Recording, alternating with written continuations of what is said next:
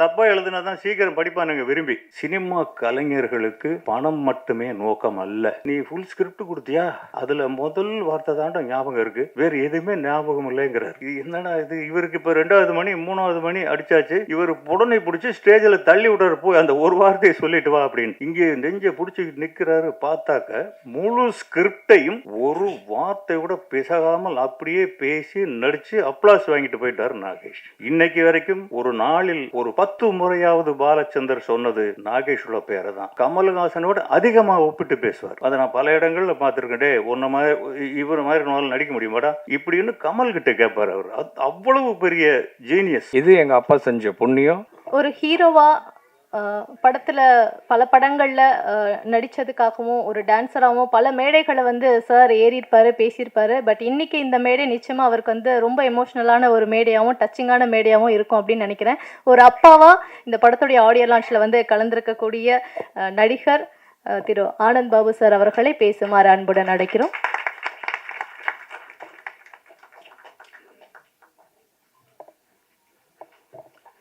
எல்லாருக்கும் வணக்கம். முதல்ல தயவு செஞ்சு எல்லாரும் என்னை மன்னிச்சிருங்க. உங்களெல்லாம்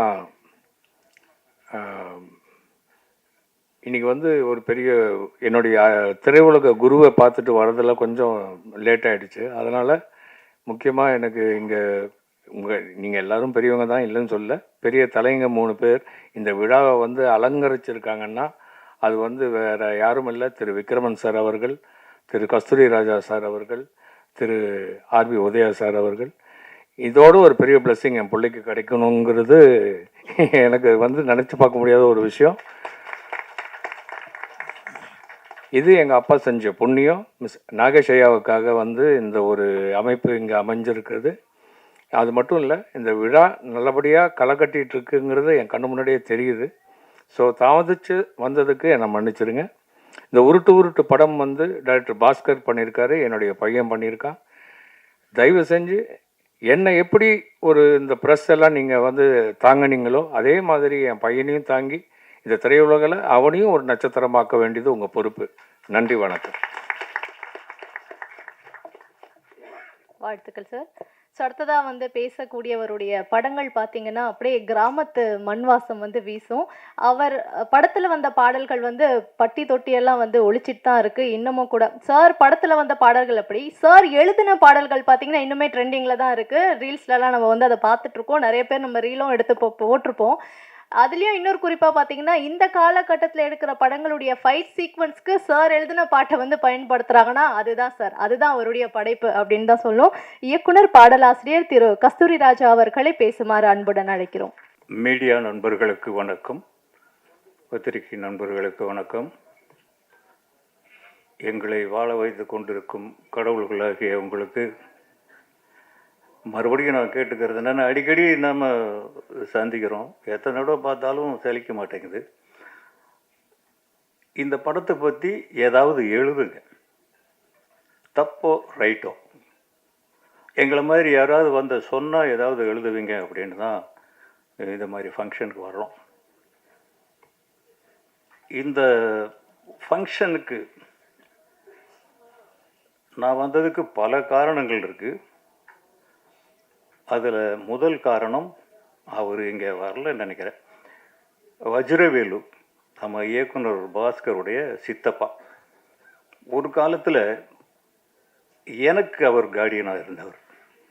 இந்த நாட்டுப்புற பாட்டு ஒத்தருவா தாரன்னு இன்னைக்கு கூட இந்த அம்மா சொன்னாங்களோ அந்த பாட்டு, அந்த படம் முடிக்கிறதுக்கு ஃபினான்சியல் ஹெல்ப் பண்ணார். அவர் பண்ணல, ஒரு இடத்துல வாங்கி கொடுத்தார். அன்னைக்கு அது ரொம்ப பெரிய, இன்னைக்கு அவர் வருவார், அவருக்கு மேடையில் ஒரு துண்டு போட்டுடலாம் அப்படின்னு நினச்சேன், அவர் வரல. அடுத்தது இந்த பாஸ்கர், எங்கே பாஸ்கர் வா, இவரை வந்து வெறும் பாஸ்கரா எனக்கு தெரியும், கேமரா உதவியாளர் பாஸ்கரா எனக்கு தெரியும், துணை இயக்குனர் பாஸ்கரா எனக்கு தெரியும். இப்போ இயக்குனர் பாஸ்கரா எனக்கு தோளோட தோள் வந்து பக்கத்தில் நிற்கிறாரு. இனி அடுத்து நம்மளோட உயரமாக நிற்பார். அப்போ நம்ம எப்படி பார்க்கலாம். அவருக்காகவும் நான் வந்து என்ன கிட்டத்தட்ட ரொம்ப ஜூனியரில் இருந்து நான் அவரை பார்க்குறேன். அவரை கூப்பிட்டது ஒரு பெரிய ரீசன் நான் வந்ததுக்கு. இதுக்கப்புறம் முக்கியமாக தமிழ் திரையுலகின் தாரக மந்திரம், என்றைக்கும் அழிக்க முடியாத நிரந்தரமான பெயர் நாகேஷ். அவர் இல்லைன்னா ஆனந்த் பாபு என்னை கூப்பிட்டார். அவரே எனக்கு நெருங்கின பழக்கம்தான். நம்ம டிஃபென்ஸ் காலனியில் இருக்கும்போது அடிக்கடி சந்திச்சிருவோம். அவங்க வீட்டுக்கு வந்திருக்காங்க, நாங்கள் அவங்க வீட்டுக்கு போயிருக்கோம். நாகேஷ் சார் என்னுடைய படத்தில் நடிச்சிருக்கார். என்னுடைய படத்தில்னா நான் டைரக்ட் பண்ணல, செல்வராகவன் பண்ண காதல் கொண்டேன் அதில் நடிச்சிருக்காரு. நாகேஷ் சாரை பற்றி பேசாமல் எந்த ஒரு சினிமா மீடியாவும் தப்பிக்க முடியாது. அவ்வளவு நிரந்தரமான அவரை பற்றி சொல்லணுன்னா பாலச்சந்தர்லேருந்து ஆரம்பிக்கணும். பாலச்சந்தருடைய நாடக வாழ்க்கை அவருடைய சின்ன வயசுலேருந்து 7, 8 வயசு, 10 வயசு, 12 வயசுலேருந்தே கிராமத்தில் ஆரம்பிச்சிருச்சு. அவர் சென்னைக்கு வந்து ஏஜிஎஸ் அலுவலகத்தில் வேலை பார்க்குறாரு. அப்பவும் நாடகம்தான். அவருக்கு எதுக்கு நாடகம் பண்ணுறாரு அப்படின்னா, நான் ஒரு நூலில் படித்தேன் அதை. இப்போ எல்லா சினிமாக்காரங்களுக்கும் இருக்கிற ஆசை தான். சினிமா கலைஞர்களுக்கு பணம் மட்டுமே நோக்கம் அல்ல, பணம் வேணும். பட் ஏதோ ஒரு மாயை நமக்குள்ளே புகுந்து, நம்ம எல்லாருக்குள்ளேயும் தான் சொல்கிறேன், பைத்தியம் பிடிச்சி ஆட வைக்கும். அந்த மாதிரி பாலச்சந்தருக்கு நம்ம தெருவில் போனால், நம்ம ஸ்கூலுக்குள்ளே போனால், காலேஜுக்குள்ளே போனால் எல்லோரும் நம்மளை பார்க்கணும். அவன் போகிறான்டா, அவன் போகிறான்டா, பாலு போகிறான்டான்னு சொல்லணும். இப்படிங்கிற ஒரு மாயைக்காக அவர் நாடகம் போட்டிருக்கார். இப்போ ஏஜிஎஸ் ஆஃபீஸில் போடும்போது இவர் ரொம்ப பிரபலமாயிட்டார். இப்போது நாகேஷுக்கு பாலச்சந்தருடைய நாடகத்தில் நடிக்கணும். அவ்வளோ பெரிய ஆக்டர் பாலச்சந்தரை தேடி அங்கே வர்றார். ஒரு நாள் இல்லை, டெய்லி 10 மணிக்கு வந்துடுறது. இதனால் பாலச்சந்தருக்கு புகழ் ஏறுது. ஆஃபீஸில் யாரும் ஒர்க் பண்ண முடிகிறது இல்லை. இப்படி இருந்து நாகேஷுக்காக ஒரு நாடகம் எழுதி, அது என்ன நாடகம், அது நீர்க்குமிழி இல்லை, நீர்க்குமிழி இல்லை, சர்வர் சுந்தரம் எழுதி சொல்லிட்டாரு, டே எழுதிட்டேன்டா வான்னு சொல்லி அவங்க 2 பேரும் வாடா போடன்னு பேசிக்குவாங்க போல இருக்கு. எழுதி ட்ராமா கொடுத்து படிச்சுட்டாரு. இவர் பாலச்சந்தர் ஸ்டேஜுக்கு வந்துட்டார். நாகேஷ் வரல. இவருக்கு பயம். என்ன சினிமான்னு பரவாயில்ல, கொஞ்சம் நேரம் பொறுத்து ஆரம்பிக்கலாம். அப்போ நம்ம ஆரம்பித்த மாதிரி 7 மணிக்குன்னு சொல்லிட்டு 7:45 கூட நம்ம ஆரம்பிச்சுக்கலாம். நாடகத்தை அப்படி ஆரம்பிக்க முடியாது. தயவு செஞ்சு அதை மாற்றுங்க கொஞ்சம். ஏன்னா இங்கே உட்காந்துருக்கிற எல்லாருக்குமே நிறைய கம்ப்ளைண்ட்ஸ் இருக்குது, ஃபிசிக்கல் கம்ப்ளைண்ட்ஸு. அதுக்கு தகுந்த மாதிரி நீங்கள் 7 மணின்னா 7 மணிக்கு ஆரம்பித்து 8:30, 9 விட்டுட்டிங்கனாக்கா நாங்கள் மெடிசன்ஸ் எடுத்துக்கணும், போகணும். இதெல்லாம் கொஞ்சம் எல்லாருமே மைண்டில் வச்சுக்கணும். இப்போ வந்து பாலச்சந்தருக்கு வேர்த்து கொட்டுது, மணி அடிக்கிறது அவர் தான் அடிக்கணும். இப்போ நாகேஷ் இன்னும் வரல, எப்படி மணி அடிக்கிறது?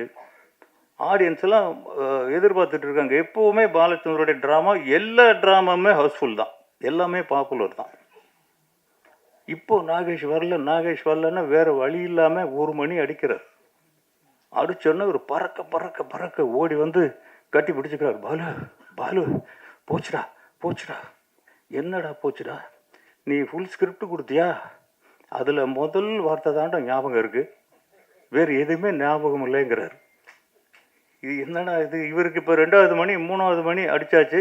இவர் உடனே பிடிச்சி ஸ்டேஜில் தள்ளி விடுறாரு, போய் அந்த ஒரு வார்த்தையை சொல்லிட்டு வா அப்படின்ட்டு. இங்கே நெஞ்சை பிடிச்சிக்கிட்டு நிற்கிறாரு. பார்த்தாக்க முழு ஸ்கிரிப்டையும் ஒரு வார்த்தை கூட பிசகாமல் அப்படியே பேசி நடித்து அப்ளாஸ் வாங்கிட்டு போயிட்டார் நாகேஷ். அவர் தான் நாகேஷ். இன்னைக்கு வரைக்கும் ஒரு நாளில் ஒரு 10 முறையாவது பாலச்சந்தர் சொன்னது நாகேஷோட பேரை தான். கமல்ஹாசனோட அதிகமாக ஒப்பிட்டு பேசுவார். அதை நான் பல இடங்களில் பார்த்துருக்கேன். டே ஒன்றை மாதிரி இவர் மாதிரி நாள் நடிக்க முடியுமாடா இப்படின்னு கமல்கிட்ட கேட்பார். அவர் அவ்வளவு பெரிய ஜீனியஸ். அந்த உடம்பு வச்சுக்கிட்டு எவ்வளோ பெரிய சாதனைகள். எடுத்த படங்கள் பாருங்கள். நீர்க்குமிழி முதல் படம் யாராவது எடுப்பானா? அதை நாடகமாக எடுத்து சக்ஸஸ் பண்ணி, அதை படமாக எடுத்து சக்ஸஸ் பண்ணி, அந்த நாகேஷுடைய பேரன், அந்த நாகேஷ் என் படத்தில் ஒரு 4 நாள் நடிச்சிருப்பார், 4-5 நாள் என்னமோ நடிச்சிருப்பார். அந்த நன்றியை தீர்க்கிறதுக்கு ஒரு இடம் கிடைச்சது. இது அதுக்கு தான் இந்த இடத்துக்கு வந்தேன் நான். அவர் பேரனை நம்ம ஆசீர்வதிக்கணும். தம்பி, நீங்கள் எல்லா நடிகர்களும் எஸ்கேப் ஆகிற மாதிரி நீங்கள் ஆக முடியாது. வாட்ச் பண்ணுவாங்க அவங்கள. இப்போது தனுஷ்க்கு அந்த எக்ஸ்பெக்டேஷன் இருந்ததில்லை. நான் டைரக்டர் தான், ஒருத்தன் புதுசாக வரான். பட் உங்களுக்கு அப்படி இல்லை. கம்பேர் பண்ணுவாங்க. ஆனந்த் பாபு அவருடைய பையன், அதை நீங்கள் ப்ராக்டிஸ் பண்ணி நீங்கள் வரணுங்கிறது என்னுடைய சின்ன சஜஷன், நாட் அட்வைஸ். அது ரெண்டாவது ஆனந்த் பாபுவோடைய விடாமுயற்சி. நான் கொஞ்சம் அதிக நேரம் எடுத்துக்கிறேன்னு நினைக்கிறேன். எல்லோரும் சீக்கிரம் பேசுகிறேன், சீக்கிரம் பேசுகிறேன்னு சொன்னாங்க. ஆனந்த் பாபுடைய சுச்சுவேஷனை நான் கண் முன்னாடி பார்த்துருக்குறேன். ஏன்னா தனுஷ் இன்ட்ரடியூஸ் பண்ணுறதுக்கு நான் வேறு அலுவலகங்களுக்கு போக வேண்டிய சூழ்நிலை. நானே தயாரிப்பாளராக இருந்தேன், நானே டைரக்டராக இருந்தேன். அதனால் நம்மளே எடுத்துருவோம் அப்படின்னு ஏதோ பை ஃப்ளூக் அதை கொண்டு வந்தோம். ஆனால் அவர் அந்த பையனை கூட்டிக்கிட்டு கடத்தெருவில் மிட்டாய் வாங்க அலைஞ்ச மாதிரி கூட்டி ஒவ்வொரு அலுவலகத்துக்கும் போனார். என்னுடைய அலுவலகத்துக்கும் வந்திருக்கார், என் பையன்களுடைய அலுவலகத்துக்கும் போயிருக்காரு. இல்லை பாபு, போயிருக்காரு.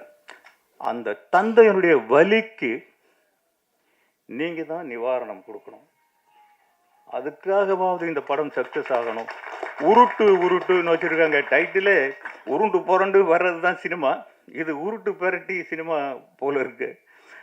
அந்த தயாரிப்பாளருக்கு என்னுடைய வாழ்த்துக்கள், எல்லா டெக்னீஷியன்களுக்கும் என்னுடைய வாழ்த்துக்கள். எல்லாரும் ஜெயிக்கணும். சினிமாவில் வெற்றி மட்டும்தான் நிரந்தரம். மற்றதெல்லாம் நம்மளை நிலச்சி நிற்க விடாது. எங்கேயாவது ஒரு இடத்துல வெற்றி நம்ம கூட ஒட்டிக்கிட்டே இருக்கணும். எல்லாருக்குமே என்னுடைய வாழ்த்துக்கள். எல்லா டெக்னீஷியர்களும் நல்லா பண்ணியிருக்கீங்க. மறுபடியும் பத்திரிகையாளர்கள் தான், தயவு செஞ்சு இந்த படத்தை பற்றி எழுதுங்க. நீங்கள் நல்லா எழுதுங்க, நான் சொல்ல வரல. தப்பாக எழுதுனா தான் சீக்கிரம் படிப்பானுங்க விரும்பி. அப்படி கூட எழுதுங்க. அதுக்காக தான் வந்திருக்கோம். நீங்கள் தயவு செஞ்சு எழுதுங்க. நன்றி, வணக்கம்.